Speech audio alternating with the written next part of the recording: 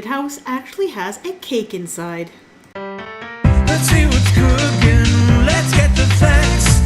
Let's see what's cooking. It's time for Yo-Yo Max 12. Hello everyone. Now to make this gingerbread house cake, you'll need enough cake to fill two 9 by 13 inch baking dishes. Now what I did is I used two boxed cake mixes, which does exactly that. I used chocolate, you can use whatever flavor you want. And what I did to my cake mix was I added things that weren't on the package directions. And this makes this cake into something that tastes pretty much exactly like homemade. It's quite amazing. I added 3 eggs, a half a cup of water, 1/3 of a cup of oil, plus 2 tablespoons of vegetable oil.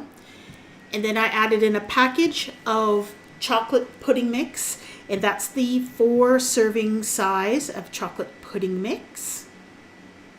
And then I added 1 cup of sour cream, and then you blend that all together. It'll be quite thick, and that's normal. Now this is the same recipe, cake recipe I used when I did the Minecraft cake for Max's birthday many years ago. And this cake, no one will be able to tell that it has a cake mix in it. It is dense and fudgy and chocolatey and absolutely delicious. You should try it if you've never have before. So you'll need 2 cake mixes. I would have mixed them all in the same bowl, but I didn't have a bowl big enough to comfortably do this in, so I just mixed one, and then I mixed the identical thing in another bowl. Then I lined a 9 by 13 inch baking dish with some parchment paper. And the only reason you're doing that is just easier to lift the cake out afterwards. I greased the pan, then added the parchment so it would stick nicely, and then I greased the parchment a little bit. Now this dough or this batter is very thick and it's not self-leveling, which means that you need to kind of level it out and make sure it's nice and flat before you put it in the oven. Otherwise you'll end up with some marks on the top. Do this twice. You'll have 2 pans. You're going to bake these at 350 degrees for about 20-25 minutes until a toothpick inserted comes out clean or it bounces back slightly when you press down on it. Then you're going to let them cool. Now I chose a chocolate frosting to put in between the layers of this cake. Now you can pick whatever cake you want. If you use a spice cake mix, perhaps you could use like a gingerbread buttercream or something like that. I chose a chocolate buttercream. I will put the ingredient amounts I used for this chocolate buttercream in the description box below. I used 1 recipe's worth of chocolate buttercream. This buttercream is really nice as well, and it goes really good with a chocolate cake. So I mixed up my chocolate buttercream, and then what you're going to have to do is take your cooled cakes and you're going to cut them in half along the center. And then you'll take 1 half and you'll place this on a cake board or whatever serving platter you're going to put it on. Take 1/3 of that frosting and you're going to frost this one, the top of this layer. It doesn't have to be super pretty because this whole cake's going to get covered up with other things. Add the second half of that cake and then more chocolate frosting, and then you're going to add the 3rd layer, and then finally you're going to add the 4th layer. So you're going to have a cake that has 4 layers.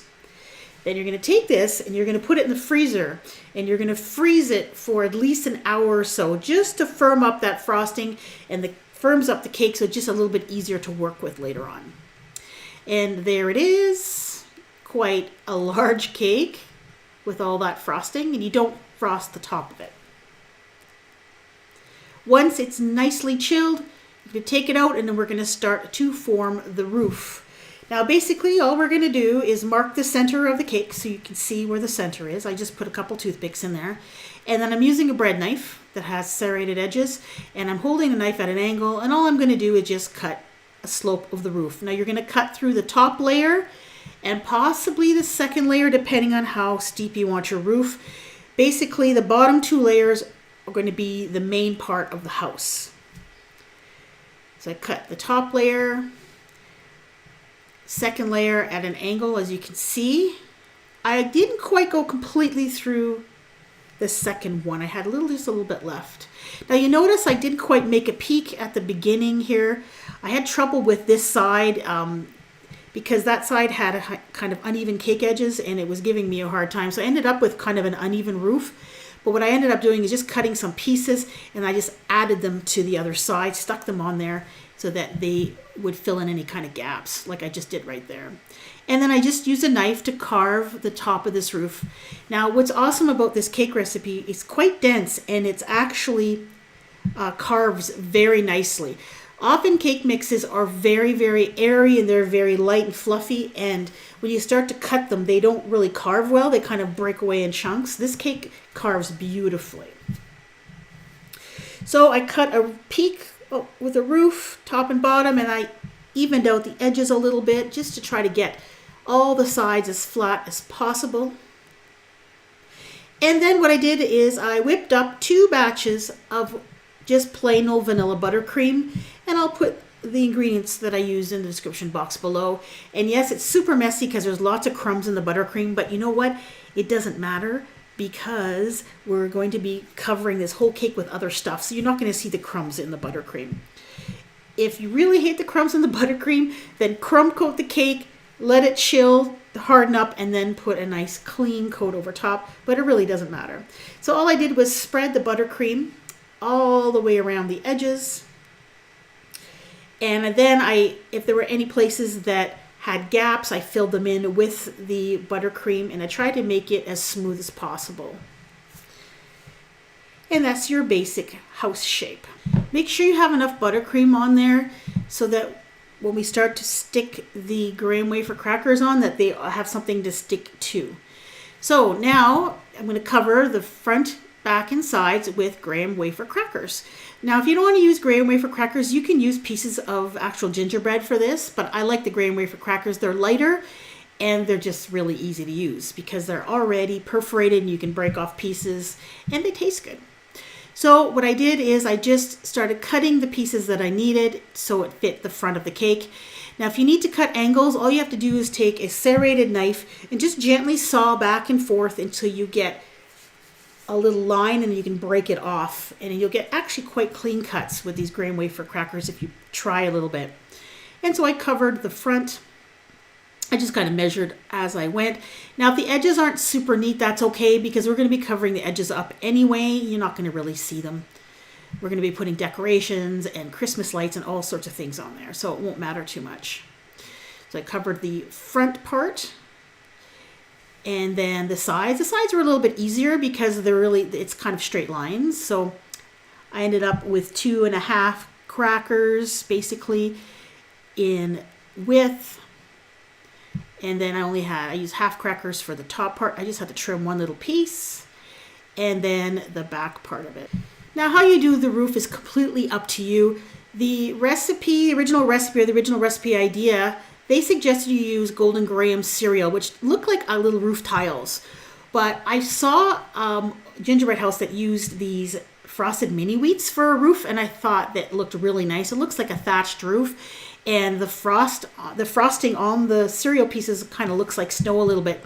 So I kind of alternated them to give it an interesting kind of a pattern, and you just press them into the frosting all the way up both sides until you get to the peak at the top. And don't worry if there's a gap there at the top, but we're going to be filling that in and adding some decorations there anyway. Now at this point I realized I forgot to make the chimney.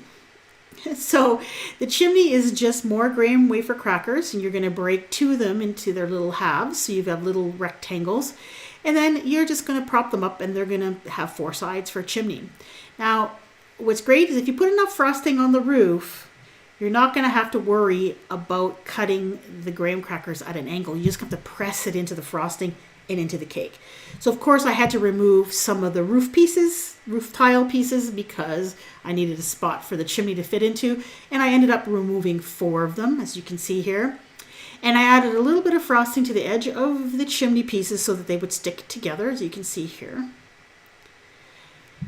And then I add the final piece at the back, and then there was a little bit of a gap there, so I cut 2 of the cereal pieces, the mini wheats, in half, and I just fitted them back in, and it looked like I hadn't made the mistake at all. And there's a little chimney. Very cute. Now I mixed up a small batch of royal frosting to hold the decorations on, because the royal frosting sets up quite hard and it holds on to decorations really well. But I only use a very small recipe for it.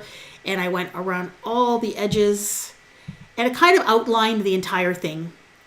And by outlining and going along the bottom of the house, it also keeps it from moving and it keeps it from sliding on your cake board. So I went all the way around, and I'm just using a star tip on there to give it a little bit of texture.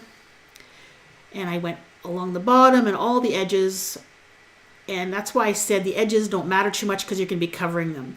Now I wanted to make these to look like Christmas lights. Now I made a gingerbread birdhouse last year, and I used these Mike and Ike candies to make the lights, and I just loved how they turned out. So I thought I would try it again on this year's cake or gingerbread house. And I put the Mike and Ike candies along the edges, and I kind of alternated the colors so it looked, there weren't two colors, they were side by side.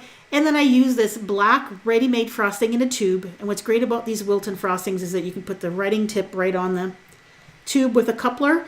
And then I just went from bulb to bulb, putting a little glob on top of the light to make it look like that's where the bulb was attached. And then all the way around, attaching all the little bulbs. And I just love this effect, and I just think it looks really, really cute.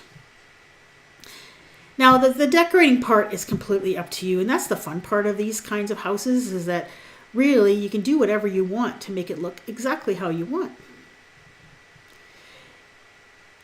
The only downside with that black frosting is that it is pretty fragile. After it's dried, if you kind of bang into it, the black pieces of frosting are going to fall off. So keep that in mind if you're going to be transporting it or moving it around a lot. And I threw some candy canes on the edges, of the corners, I should say.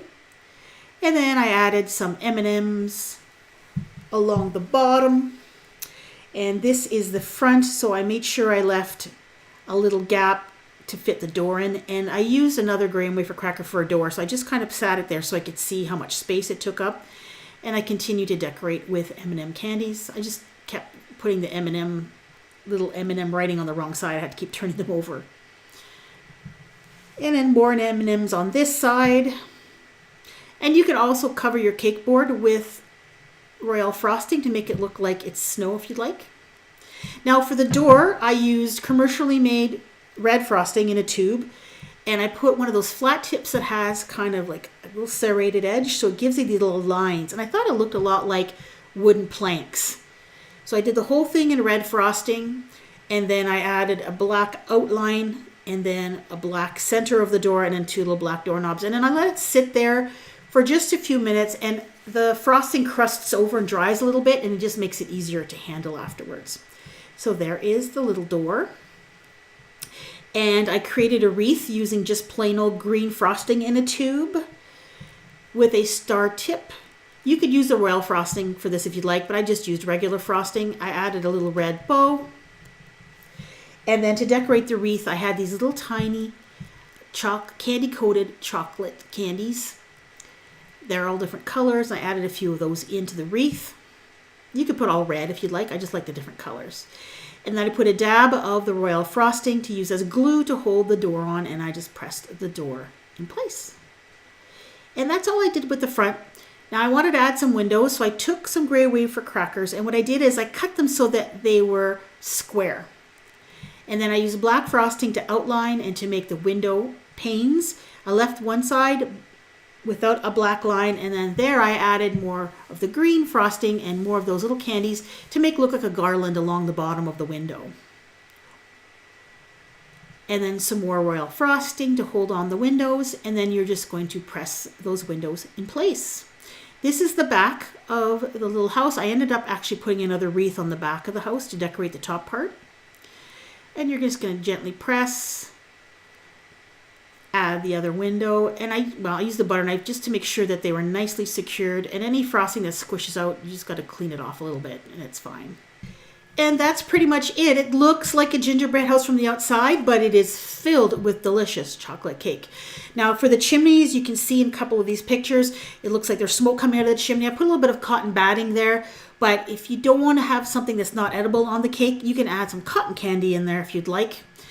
Now, I don't have any photos of cutting into this particular cake because I want to serve this at Christmas time for my family as a dessert. So what I did is I put it in the freezer, and I'm going to take it out Christmas Eve and let it defrost, and then it'll be ready. What I'm going to do is, hopefully I remember, I want to take photos of the cake being cut, and what I'll do is I'll put them on my website. So if you're watching this after Christmas time 2018, there'll be a link in the description box below that'll take you to the website, and you should be able to see some photos of me cutting this cake. Thank you so much for watching. This is a lot of fun to make, and it's a different take on my traditional gingerbread that I make every year. If you're interested in a traditional gingerbread house, I have a playlist with a few gingerbread houses, including this one, which is the birdhouse that I made last year that I just talked about in the video. And there's also a link here to the actual playlist itself. Thanks for watching. Merry Christmas.